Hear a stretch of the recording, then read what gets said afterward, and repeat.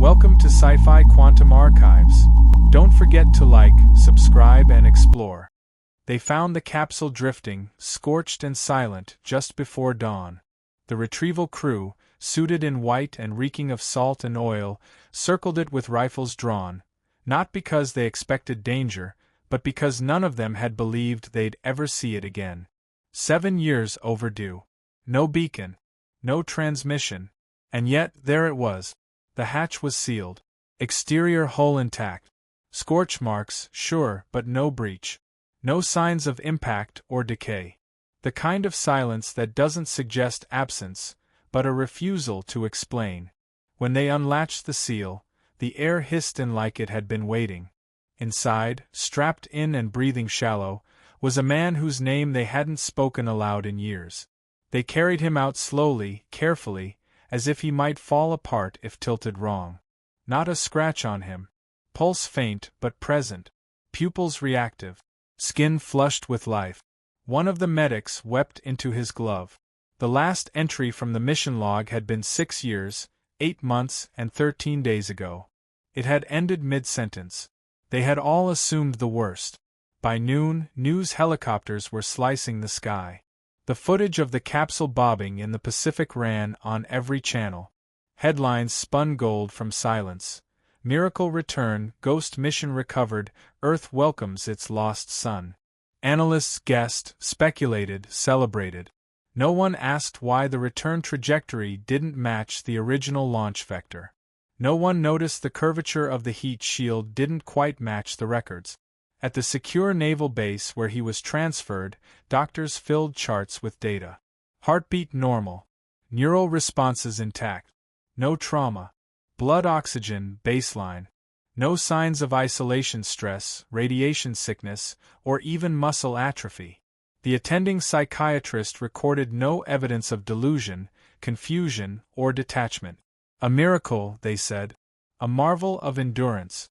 They fed the biometric logs into the system. Cross-referenced bone structure, retinal signature, gene markers. Match confirmed. Still unconscious, but stable. Still quiet, but back. At the press briefing, they used the word hero before anyone asked what he'd actually done. The podium carried his name. His photo, the one from before launch, smiled across a banner stretched behind flags. But somewhere far from that stage, in a small house on the edge of Chesapeake Bay, a woman stood in her kitchen holding the phone, listening to the voice on the other end explain that her husband had come home. She didn't speak. She didn't cry. She just stared at the front door, as if expecting a knock from something that would look familiar but not feel quite right. Outside, the ocean wind pushed against the windows. Inside the capsule, now quarantined in a hangar miles inland, one of the recovery crew glanced back as the lights were cut. He didn't mention the faint condensation on the inside of the viewing panel. No one had seen him open his eyes. No one asked how the capsule managed to arrive without being tracked. Everyone was too relieved to wonder who, or what, had actually come back. They brought him to the facility under heavy fog, just before first light broke through the trees. The convoy moved in silence, no sirens, no chatter. The building was buried in concrete and time, built for missions the public would never hear about. Inside, the lights stayed too bright and the air too dry, as if sterile surfaces could sterilize whatever had traveled with him. In the observation wing, a panel of doctors, psychologists, and defense analysts sat behind one-way glass. He answered every question without delay. Dates, trajectories, equipment failures, protocol drills. Not a single hesitation. No signs of confusion. He recounted his logs as if he had rehearsed them the night before. Not word perfect, but unnaturally smooth. The kind of fluency you find in actors, not survivors. They scanned his blood, cross-checked tissue samples, repeated DNA tests with 3 separate labs. The results returned what they wanted. Match confirmed, case closed. They called it a complete medical success. They called him resilient.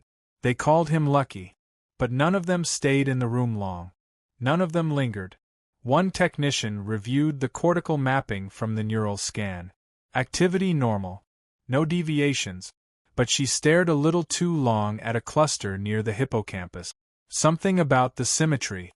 She said nothing. When they told his wife he was ready for visitation, she arrived the same day. No press, no protocol. Just a quiet corridor, a plain door, and a cold chair facing him. She stepped inside, arms folded, heart braced. He stood and smiled. Said her name in a tone that felt rehearsed, like he'd practiced it for weeks. She smiled back, but didn't move. He reached for her hand. She let him. The skin was warm. The pressure was familiar. But his grip was wrong, measured, as if mimicking a memory. He spoke softly, kindly, affection in his eyes. But the cadence was exact, without the usual stumbles or pauses that come with real emotion. Every sentence arrived fully formed, like it had been built in advance. She asked about the necklace he gave her before launch. He described it perfectly, even the inscription. But when she asked what song had played in the kitchen that night, he blinked once, smiled again, and said he remembered the way her hair smelled instead. She didn't correct him. The guards outside the door didn't speak. They weren't supposed to. One of them shifted his weight when she walked past. The other looked at the man inside, as if still waiting for him to breathe like everyone else. Later, in her hotel room, she played the voicemail he left before launch. The voice was slower, hesitant. A pause before the final sentence. That pause wasn't there anymore. Not in the one who sat across from her, telling her how much he missed her like it had been pulled from a transcript. At the facility, he sat alone in the observation room. He didn't sleep. He didn't yawn. He simply watched the blank wall opposite his chair for hours. Unblinking, unmoving, as if waiting for the next set of instructions to begin. At 3:17 Universal Time, the dish array outside Kourou shifted by half a degree. Nothing dramatic. A routine adjustment. They'd been tracking low-frequency noise along the heliopause for months, combing through debris chatter, cataloging cold echoes of dead probes and forgotten transmissions. Most nights gave them nothing but thermal garbage. But this wasn't garbage. This was narrowband. Steady. Encoded. The signal was weak, tucked between cosmic hiss and solar residue. It repeated in intervals of 17 seconds. Old-school compression. No modern encryption. Just a carrier wave with a timestamp and an embedded signature. The technician on rotation thought it was a prank. He ran a checksum twice. It came back clean both times. The ID tag was military grade. Authentic. He checked it against the Deep Space Registry. The response was automatic. Commander status, Project Echo 6. Final logged coordinates. Outer orbital of a moon past Saturn.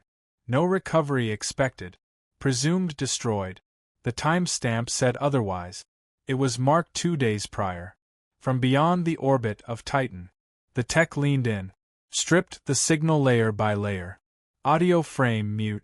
Data frame minimal. Then, buried in the signal's low end, a biometric ping. Not just any. This one was certified, verified, sealed under 2 levels of clearance. The only person it could belong to was already back on Earth. Already debriefed. Already declared home. But this didn't match the mission return vector. It didn't ride the same corridor. This came from stationary orbit. From a source that hadn't moved in days. From a position that wasn't drifting, wasn't decaying, wasn't lost. He printed the packet. Brought it to his supervisor without a word. She read it once, read it again, checked the timestamp, ran the biometric check herself. No error. No ambiguity. The source still transmitting was alive. Or something capable of fooling every authentication system said it was. They looped in mission control quietly. No alerts. No press. A scrubbed internal report filed under anomaly review. Eyes only. Restricted. The observatory went into silent mode.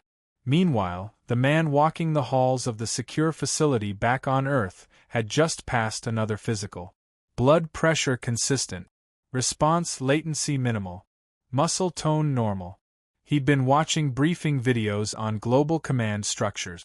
Asked a nurse whether the vice president still resided in number 1 observatory circle.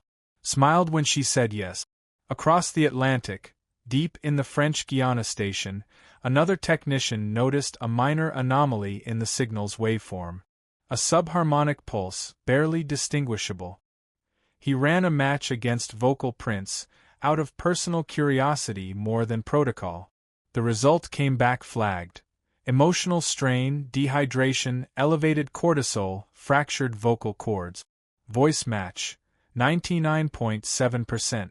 And yet, no distress signal had been activated on the return capsule.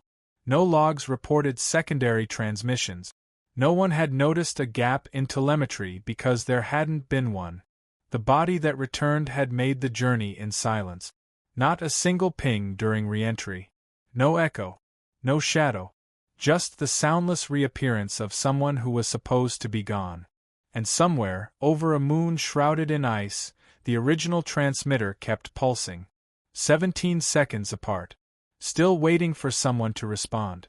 She waited 3 days before bringing him home. Not because she feared him, not at first, but because she needed time to remember what being near him used to feel like. When he walked through the front door, everything about the moment felt staged. His arms opened at the right angle. His smile landed with measured warmth. He set down the government-issued bag at the exact spot he used to place his old duffel. Every movement mirrored a memory, yet lacked the weight of accident. She noticed that first. The precision. He asked for the salmon dish she used to make. Said he'd been thinking about it since the capsule locked into its return path. She cooked it, exactly as before, same spices, same skillet, same late hour. He chewed it carefully, complimented it twice, but left half the plate untouched. That wasn't something he did. She tested him gently. Asked about the night the power went out in Houston during training. He got the city right, the month closed, the story mostly intact. But he forgot the part where they danced by candlelight in the kitchen. Left it out like it had never happened. She let it slide. When they sat on the couch later, she reached to pull his hand onto her lap. No resistance, no surprise.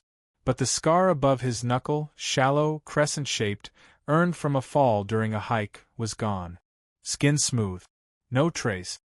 He noticed her stare. Pulled his hand away slowly. Smiled again. That night, their dog growled from the hallway. Not a bark. Not curiosity. Not warning. Just a low, steady growl that didn't stop. When called, it refused to come. When he approached, it backed into the corner, tail low, trembling. Ears pinned flat. It had known him since it was a pup. Slept under his feet for years. Refused to be near him now. He suggested maybe the smell of the lab had confused it. Said animals were sensitive to post-mission residue. She nodded. Didn't answer. In the morning, she called an old friend, someone who'd served with him in orbit before the long mission. Asked if he'd visit. The man didn't hesitate. Arrived that afternoon. Stood at the doorway longer than expected. Said hello, but never crossed the threshold. His eyes never quite settled. He left after 8 minutes. Claimed an urgent appointment. Later that evening, he sent her a message. I don't know what that is. Please be careful. She stared at the screen. Thought about the dog still refusing to come down from the attic. Thought about the scar that had vanished. Thought about how his laugh had changed, not in tone, but in timing. A beat too early. Like he knew when the punchline was coming, not because he remembered it, but because he was following a script. She sat across from him that night, pretending to read, watching his face. He didn't blink for nearly a full minute. She counted. When he finally did, he turned toward her as if he knew she had been watching. Asked if she was tired. Asked if she was all right. She said she was. Smiled back. And began, very quietly, to plan what she'd do if one morning she woke up and realized she wasn't alone in her house. Not really, and hadn't been since he stepped out of that capsule. The transmission was catalogued, logged, and shelved within 12 hours. Engineers labeled it residual noise, a low-frequency artifact caught in solar drift. a relic of old comms bouncing back off the curve of the heliosphere. Technical jargon filled the report, just enough to choke inquiry but not enough to invite debate.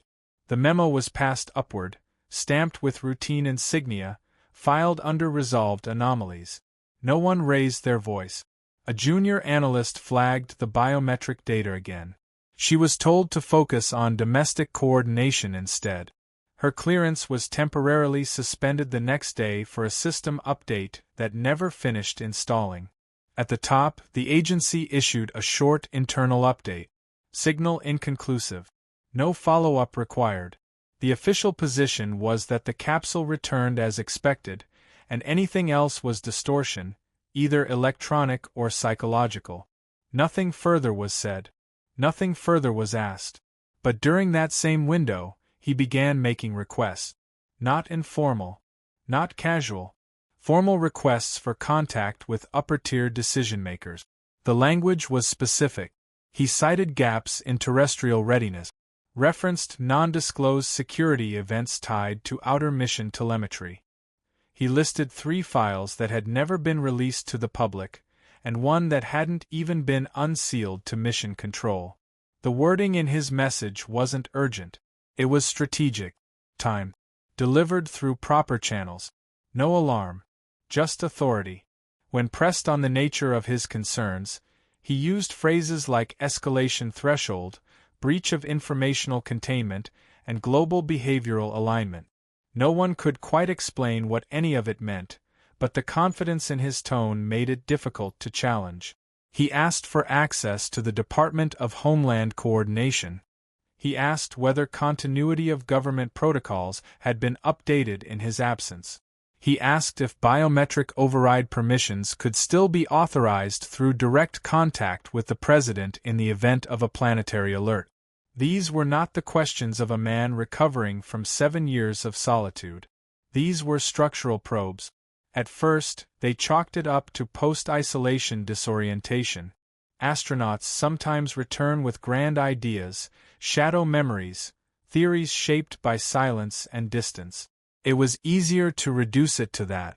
Easier to assume that whatever concerns he had were the result of time, not threat.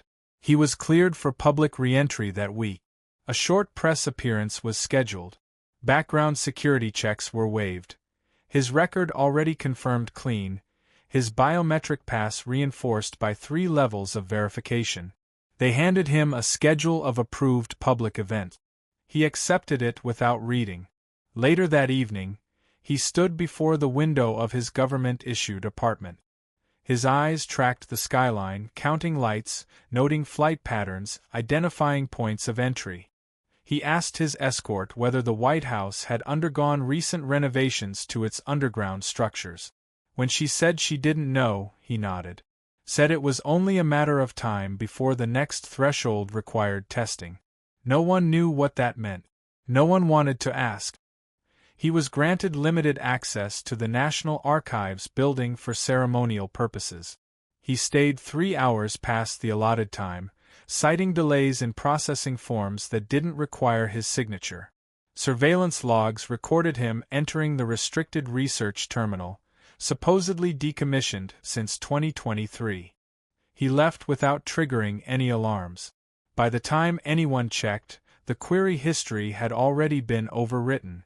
The only record left behind was a printed schematic of the executive compound's subterranean access points. Not classified, but not public either. The printout was folded with care, placed beneath a book on orbital mechanics that no one remembered him checking out. Over the next several days, patterns emerged. Meeting after meeting, always with lower-level aides, always initiated by him. Each conversation clipped at the edges. Questions that didn't belong in polite conversation.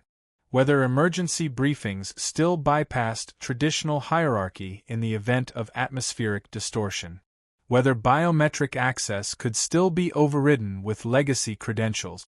Whether the president traveled with neuroscanners, and if not, why. He didn't ask for policy updates. He asked for architecture. Security cameras caught him tracing hallways with his finger as he walked. Not wandering. Mapping. His steps matched the pacing of someone syncing movements with memorized blueprint. At one point, he paused at a vending machine in the west corridor of the Federal Operations Annex. Not to purchase anything, to inspect the wall behind it. He was observed using Terminal 6B in the logistics wing, an access point reserved for top-level scheduling. No one saw who granted him entry. The logs showed a 34-minute window during which the machine ran no external applications, just a series of internal access requests, White House badge schematic, cabinet-level clearance flows, behavioral profile datasets on succession candidate.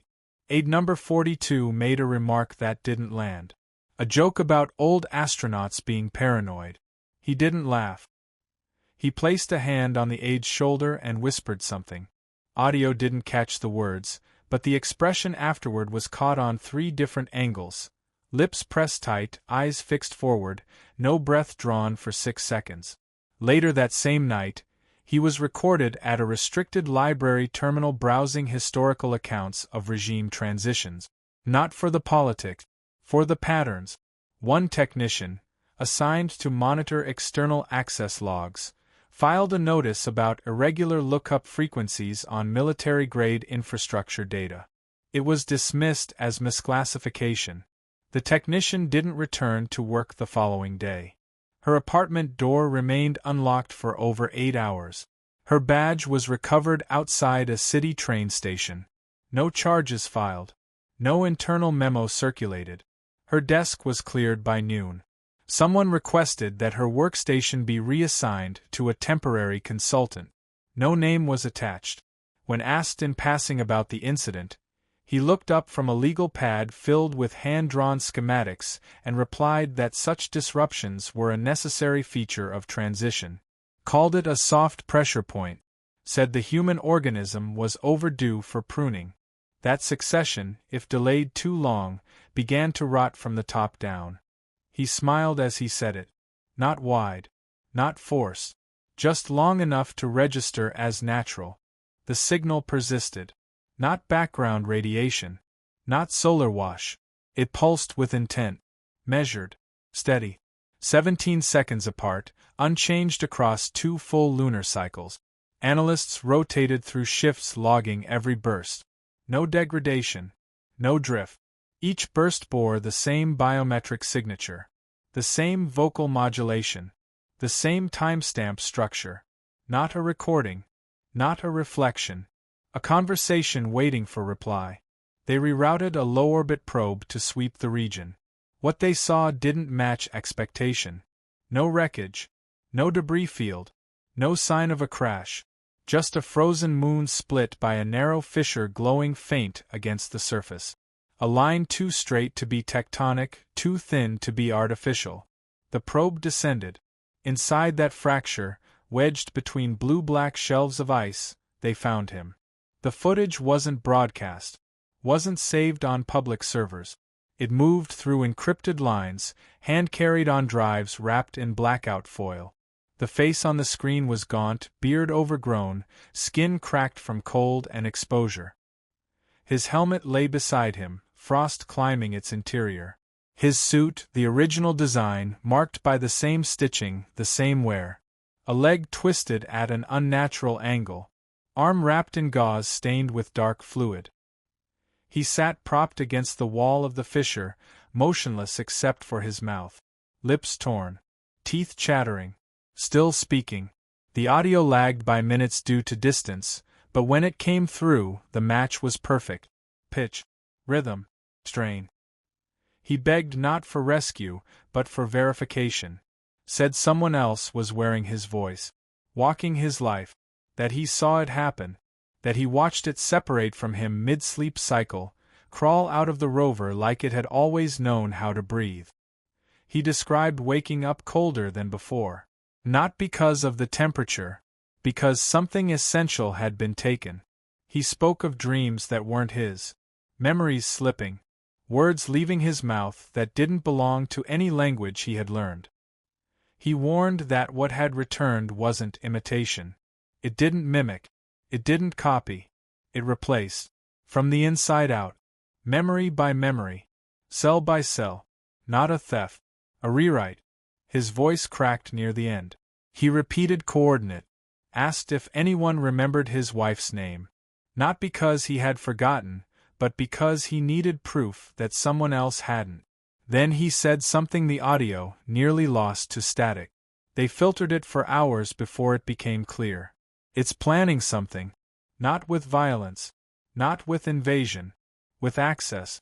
The transmission continued. He hadn't moved in the last 9 hours of video. Blood flow low. Breathing shallow. But present.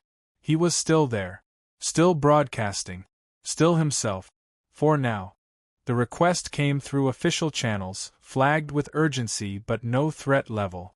A closed-door meeting. Limited personnel. No recordings. Just an astronaut and the vice president, face-to-face in a room designed for silence. The request was granted within hours.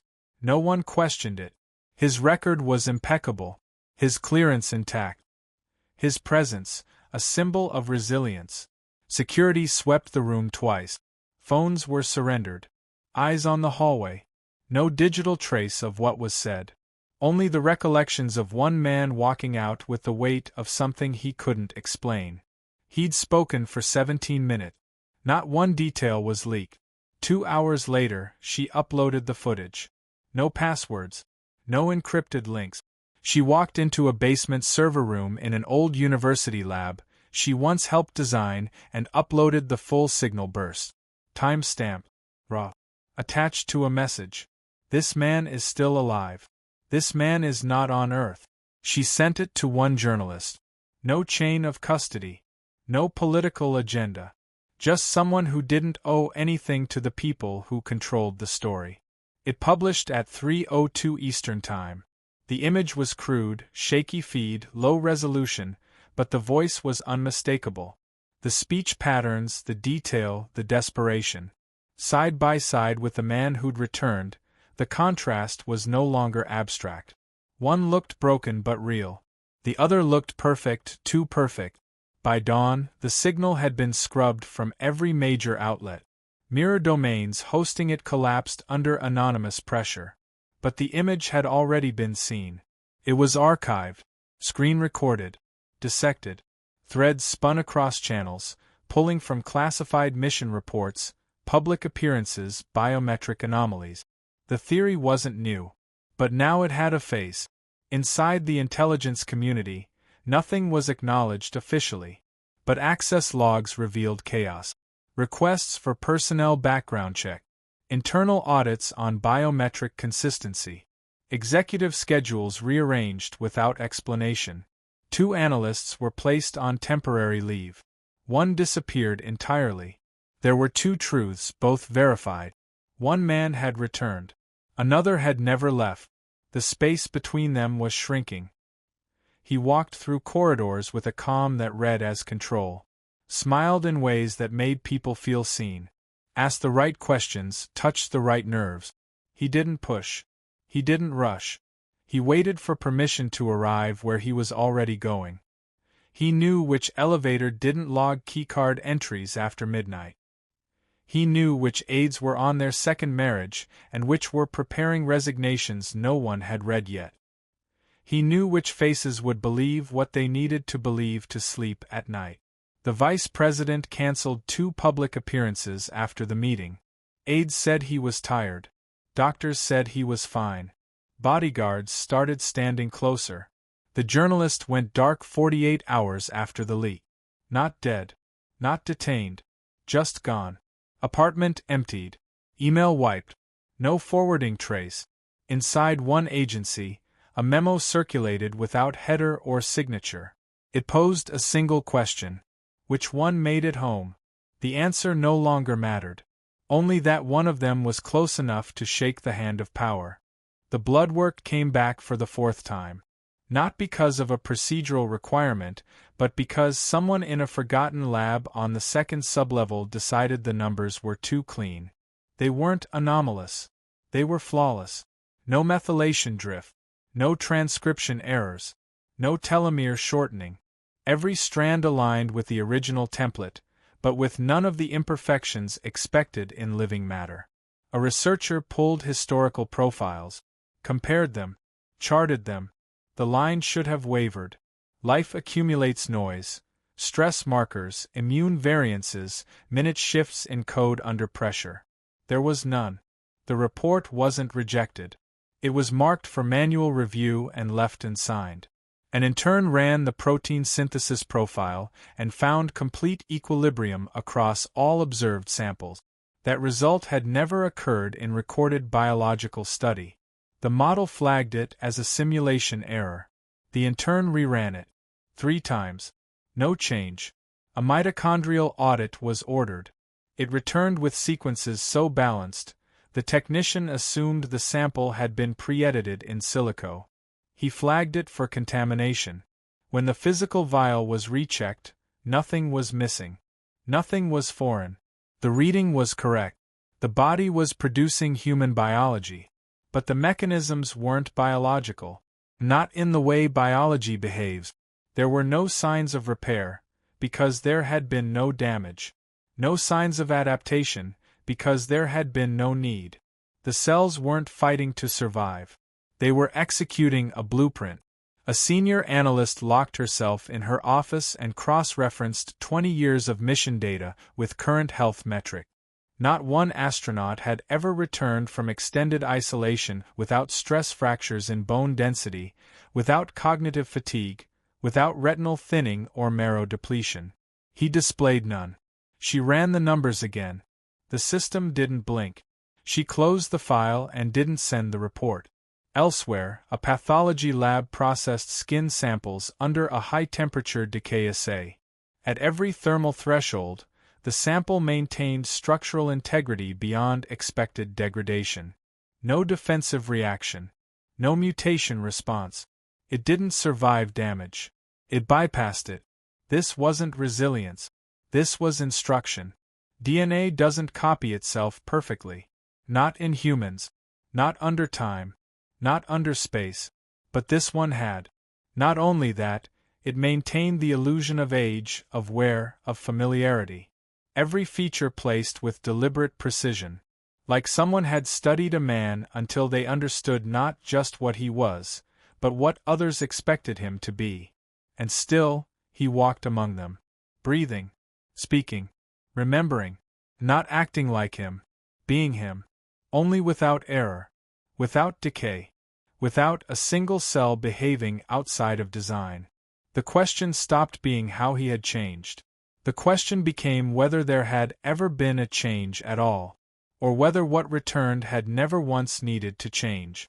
Because it was never trying to pass for human. It was trying to replace the idea of one. He arrived by black car. No press. No ceremony. Cleared through the south gate without delay. The escort list was abbreviated. No personal aides. No background handlers. Only 2 agents flanked him as the vehicle approached the portico. The air was dry, skies overcast. The atmosphere carried the hush of events not meant to be recorded. He didn't speak during the walk. He didn't look around. He moved as if he'd been there before. Inside, the halls made no impression on him. No signs of awe. No pause for photographs or glances at portraits. Every step matched the pattern of someone with a map burned into muscle memory. When they reached the door, he didn't wait to be announced. He turned the knob himself. The president stood, extended a hand, smiled the way leaders are trained to smile when history asks them to. The meeting began. Documents were produced. Biometric pads initialized. Clearance channels prepared for transference. Nothing unusual. The procedure had been rehearsed dozens of times. A formality cloaked in security, executed in silence. He approached the desk, placed his hand on the reader. The machine paused for a beat. The calibration was off by an immeasurable margin, just enough to trigger a warning that quickly vanished. The reader reset, awaited a second scan. That's when the growl came. Low, sharp, primal. The dog was never meant to be in the room. A mistake in scheduling. A breach in the perimeter of routine. It lunged before anyone moved. The animal collided with him hard, teeth clamped into his forearm. No bark. No hesitation. No fear. The bite didn't tear skin. It pierced something tougher. The sound wasn't pain. It was a rupture, wet, wrong, too steady. He didn't cry out. He didn't recoil. He stared at the animal like he had never seen such a thing up close. The dog released. Blood spilled. Not red. Thicker. Slower. Dark. The aide in the corner stepped back. The president froze. The guards shouted. Alarms snapped on. The room locked. External doors sealed with magnetic hiss. Outside, communications dropped to static. No signal. No outbound lines. But something else rose through the noise. A second transmission. Not from orbit. Not from the outer moons. From inside the building. Not routed through comms. Origin traced to Sublevel 3, Pentagon East Wing. A secure floor reserved for off-network redundancy protocols. The kind of channel built for post-event continuity. The signal repeated twice before anyone managed to isolate the frequency. It wasn't encrypted. It wasn't military. It was identical. Same voice. Same cadence. Same sentence as before. He's not the one who came back. He's still out there. I am still out there. The blood on the carpet continued to spread. It didn't congeal. It didn't cool. It hummed. Just faint enough for no one to admit hearing it. In the room, silence pressed down like pressure at depth. No one reached for the clearance pad. No one made another sound. He stood in place, calm, still smiling. Thank you for watching and sticking with me to the end. Now, if you believe humanity deserves a future among the stars, do subscribe now. Only those who'd abandon Earth to its fate will scroll past.